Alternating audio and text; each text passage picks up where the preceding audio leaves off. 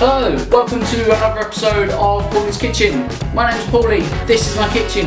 In today's episode, I'm going to be showing you how to make the classic Italian dish, the carbonara, with a Paulies Kitchen twist. So guys, all the ingredients that you will need for this carbonara are here. Don't worry if you missed these, I do put these in the info box below, so you will be able to find those there, so check out there. So that twist I was talking about is this thing.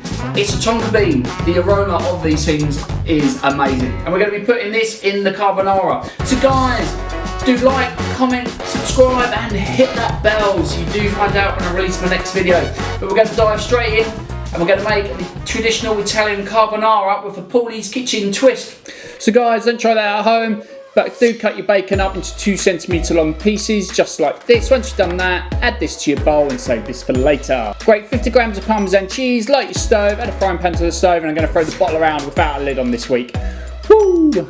So put oil in the frying pan, add your bacon and let that sizzle. When it looks like this, add your dried homemade pasta into a pot of boiling water and add 200 ml of single cream to your bacon. So give this a nice stir. Once it looks like this, add in your Parmesan cheese and stir that in as well until it looks like this. You need to take it off the heat because when you add your egg yolk, you don't want it to scramble. So take your pasta off of the stove and strain that through to get rid of the water. Lovely. So add your egg yolk and stir that into your carbonara sauce. Add in your pasta, mix all of this through, transfer to a bowl. Lovely. Looks absolutely delicious. So we're going to take our Tonka bean and we're going to finally grate this all over the top. Once we've done that, I'm going to garnish with a simple basil leaf. And voila, there you have a classic Italian carbonara. Woo!